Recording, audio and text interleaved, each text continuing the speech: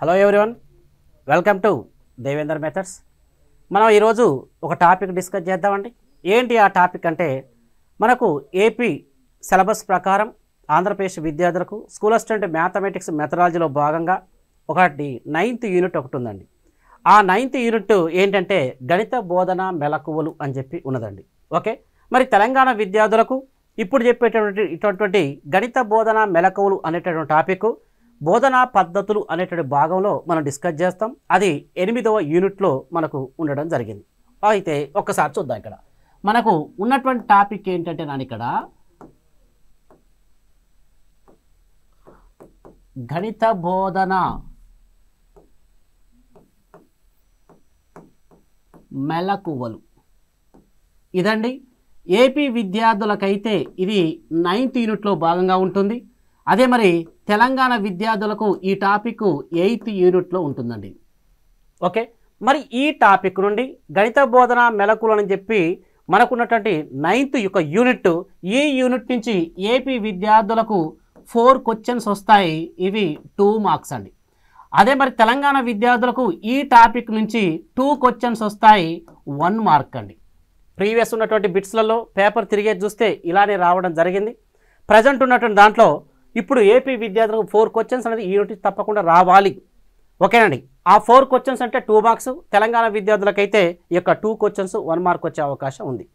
మరి ఏమున్నాయి సార్ ఈ యొక్క గణిత బోధన మెలకువలు ఏమున్నాయి సార్ అంటే ఇక్కడ ఒకసారి చూద్దాం అన్న. ఈ టాపిక్లు ఏమున్నాయంటే, ఒకటి బృంద బోధన అని ఉందండి, ఒక టాపిక్ బృంద బోధన. రెండవది కంప్యూటర్ అసిస్టెడ్ లెర్నింగ్ అని. మూడవది మౌఖిక పని, ఓరల్ వర్క్, మౌఖిక పని లేదా టీమ్ టీచింగ్ అంటాం. దీన్ని కంప్యూటర్ అసిస్టెడ్ లెర్నింగ్, కంప్యూటర్ సహాయక బోధన అని చెప్పి అంటాం. కంప్యూటర్ సహాయక అభ్యసనం, కంప్యూటర్ అసిస్టెడ్ లెర్నింగ్. ఓకే, నాలుగవది ఏంటంటే ఇక్కడ రాత పని, రిటర్న్ వర్క్. ఐదవది మనకు ఆవర్తన పని, ఆవర్తన పని. ఆరవది నియోజనాలు, నియోజనాలు, team teaching, computer assisted learning, oral work, return work and ఆవర్తన డ్రిల్ వర్క్. నెక్స్ట్ అసైన్మెంట్, నియోజనాలు. అదేవిధంగా సూపర్వైజ్డ్ స్టడీ అంటే పర్యవేక్షిత అధ్యయనం, సూపర్వైజర్ స్టడీ అంటాం. నెక్స్ట్ స్వీయ అధ్యయనం,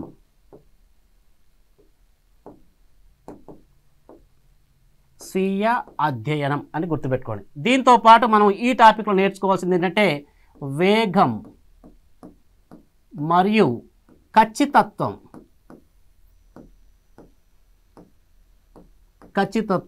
కంటెంట్ కమ్ మెథడాలజీ, CCM అనేది ఈ యొక్క గణిత బోధన మెలకువలు అనేటువంటి టాపిక్లో ఇవన్నీ మనం డిస్కస్ చేస్తాం. ఈ యొక్క టాపిక్ మీద 4 క్వశ్చన్స్ రావడం జరుగుతుంది. దీంట్లో 2 మార్క్స్. తెలంగాణ విద్యార్థులకు దీంట్లో 2 అంటే 1 మార్కు.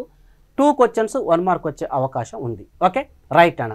మరి ఎందుకు సార్ ఈ యొక్క బోధన మెలకువలు ఎవరి కోసం ఇవన్నీ చేసేది మనకంటే, ఇది ఎవరి కోసం చేస్తామంటే ఇవన్నీ ఇక్కడ స్టూడెంట్ ఎవరు, విద్యార్థి కోసమే చేస్తాం. ఇవన్నీ ఎందుకు విద్యార్థి కోసం చేస్తామంటే, విద్యార్థి లేదా వ్యక్తి అంటే విద్యార్థి లేదా వ్యక్తి ప్రవర్తనలో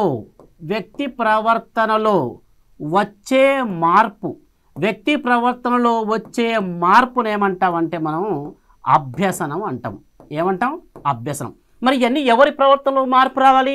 విద్యార్థి ప్రవర్తనలో మార్పు కోసమే ఏర్పాటు చేస్తాం ఇవన్నీ మెలకువలు. ఓకేనా? మరి విద్యార్థి ప్రవర్తనలో వచ్చే మార్పును ఏమంటాం? అభ్యసనం అంటాం. మరి ఈ అభ్యసనం ఎప్పటిదాకా ఉండాలి?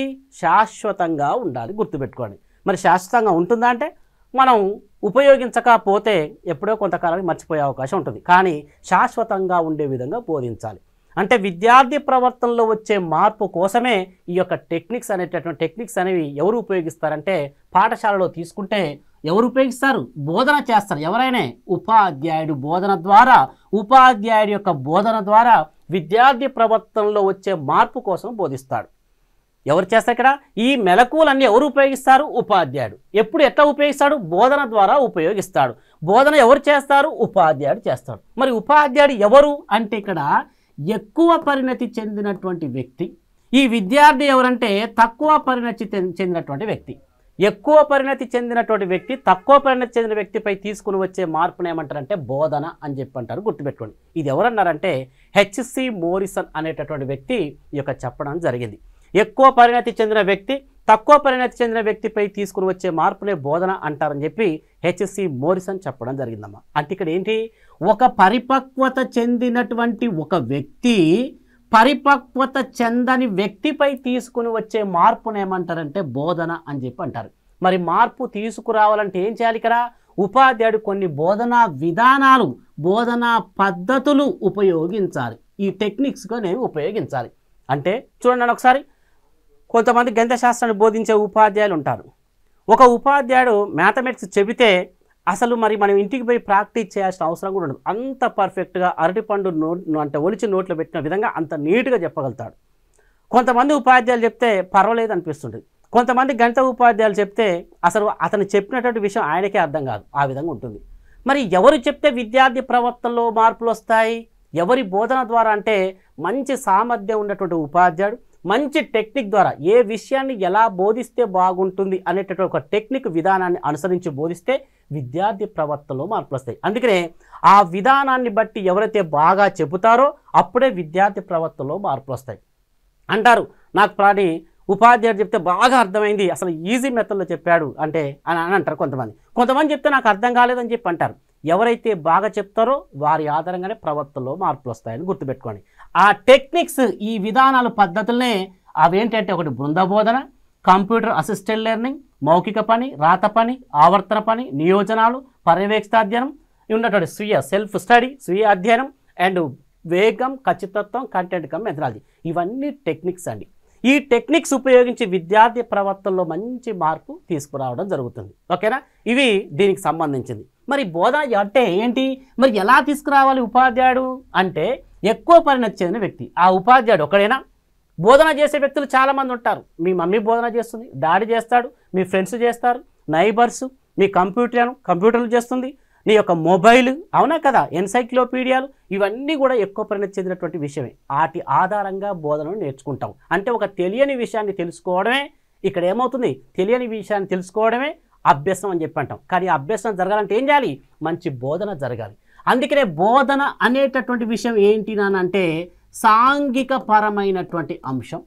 ఈ అభ్యసనం అనేది విద్యార్థి దగ్గర మార్పులు రావాలి కాబట్టి ఇది ఒక మానసిక పరమైనటువంటి అంశం. ఏంటంటే ఇక్కడ మానసిక పరమైనటువంటి అంశం ఇది. అంటే ఉపాధ్యాయుడిని విద్యార్థిలో ప్రవర్తనలో మార్పులు తీసుకురావడానికి రకరకాల టెక్నిక్స్ ఉపయోగించి విద్యార్థి ప్రవర్తనలో మార్పులు తీసుకుని వస్తాడు.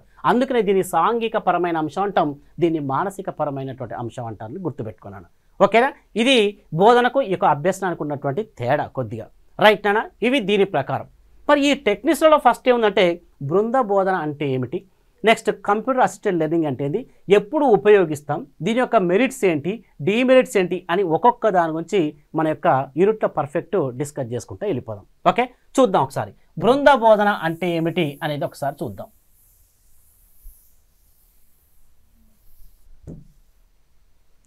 ఓకేనా? ఇక్కడ ఏముందంటే మనకు బృంద బోధన,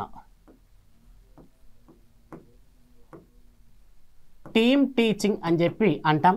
ఏంటి సార్ యొక్క బృంద బోధన అంటే చిన్న కాన్సెప్ట్ గుర్తుపెట్టుకున్నాను. బృందం అంటే ఒక రకంగా బోధనా వ్యవస్థ. ఓకేనా? బృంద బోధన అంటే ఏంటి, దీన్ని ఏమంటే ఒక రకంగా బోధనా వ్యవస్థ అని చెప్పి కూడా అంటాం. బోధనా వ్యవస్థ, బోధనా వ్యవస్థ అంటే తరగతి గదిలో ఉన్నటువంటి విద్యార్థి ప్రవర్తనలో మార్పు తీసుకురావడానికి ఏర్పాటు చేసేటటువంటి ఒక బోధనా వ్యవస్థే ఈ యొక్క బృంద బోధన. అయితే ఈయనమ్మ మెయిన్ కాన్సెప్ట్ ఏంటంటే బృంద బోధన అంటే కొంతమంది ఉపాధ్యాయులు కలిసి వారికి కేటాయించినటువంటి విద్యార్థులకు బోధించడానికి ఏర్పాటు చేసే ఒక వ్యూహమే ఈ యొక్క బృంద బోధన. మరి ఎవరు బోధిస్తారు? ఒకే ఉపాధ్యాయుడు బోధించక్కడ ఇక్కడ ఉన్నటువంటి మ్యాథమెటిక్స్ టీచర్ కానీ, సైన్స్ టీచర్ కానీ, సోషల్ టీచర్ కానీ, ఇంకా డ్రాయింగ్ ఆర్ట్కు సంబంధించిన టీచర్ కానీ, సోషల్కి సంబంధించిన టీచర్ కానీ, వీళ్ళందరూ కలిసి ఆ టాపిక్ను బట్టి ఈ యొక్క బోధన అంటే బృందం, వీళ్ళందరూ కలిసి ఉపాధ్యాయులు అందరూ కలిసి విద్యార్థులకు అంటే ఇక్కడ కొంతమంది విద్యార్థులకు బోధించే ఒక వ్యూహమే బృంద బోధన. సింపుల్ కాన్సెప్ట్ అనొచ్చు. దీని పరంగా తీసుకుంటే పాఠశాలలో ఉండేటటువంటి ప్రతి ఉపాధ్యాయుని యొక్క అత్యుత్తమ సామర్థ్యాలను ప్రతి విద్యార్థి అందుకొని దానివల్ల ప్రయోజనం పొంది విద్యార్థి ప్రవర్తనలో అంటే ఉన్నతమైనటువంటి మార్పులు తీసుకురావడానికి ఉపయోగపడే ఒక విధానమే ఈ యొక్క బృంద బోధన అని చెప్పి అంటారు. అంటే ఏంటి, పాఠశాలలో ఉన్నటువంటి ప్రతి ఉపాధ్యాయుడు, ఒక ఉపాధ్యాయుడు కాదు, ప్రతి ఉపాధ్యాయుని యొక్క అత్యుత్తమ సామర్థ్యాలు ప్రతి విద్యార్థి అందుకొని దానివల్ల ప్రయోజనం పొంది, ఓకేనా, ఆ యొక్క ప్రయోజనం ఆధారంగా విద్యార్థులలో ఉన్నతమైనటువంటి ప్రవర్తన మార్పులు తీసుకురావడానికి సహకరించే ఒక విధానం, ఒక వ్యూహాన్నే బృంద బోధన అంటారని గుర్తుపెట్టుకోండి. ఓకే, మరి ఈ బృంద బోధన అనేది ఎప్పుడు వినియోగంలోకి వచ్చింది అంటే నేను ఇక్కడ చూడండి ఒకసారి, 1950 దశకంలో అమెరికాలో ఇది వినియోగంలోకి రావడం జరిగింది. 1950 దశకంలో అంటే బృంద బోధన ఎక్కడ వినియోగంలోకి వచ్చింది, ఎప్పుడు వినియోగంలోకి వచ్చిందని చెప్పి కరెక్ట్గా డేటు ఇన్ఫర్మేషన్ లేదు, ఎక్కడ కూడా దొరకదు కూడా మీకు, ఓకేనా. కానీ 1950 దశకంలో అమెరికాలో వినియోగంలోకి రావడం జరిగింది ఇది. దీని తర్వాత కొంతకాలానికి 1955 సంవత్సరంలో అదే అమెరికాలోని హార్వర్డ్ విశ్వవిద్యాలయంలో ఒక ఉపాధ్యాయ విద్య ఇంటర్న్షిప్ ప్రోగ్రాంలో, ఓకేనా, ఒక ఉపాధ్యాయ విద్యా ఇంటర్న్షిప్ ప్రోగ్రాంలో ఈ యొక్క బృంద బోధనను అభివృద్ధి చేయడం జరిగింది. ఎప్పుడు 1955 ఇయర్లో. దీని తర్వాత చూడండి ఒకసారి, దీని తర్వాత ఈ యొక్క బృంద బోధనను బహుళ ప్రచారం ఏంటంటే ఇక్కడ బహుళ ప్రచారం చేసినటువంటి వ్యక్తి ఎవరంటే నేను ఇక్కడ ఫ్రాన్సిస్ బేకన్ కాదు, ఫ్రాన్సిస్ బేజ్ అనేటటువంటి వ్యక్తి ఈ యొక్క బృంద బోధనను బాగా బహుళ ప్రచారం చేయడం జరిగింది.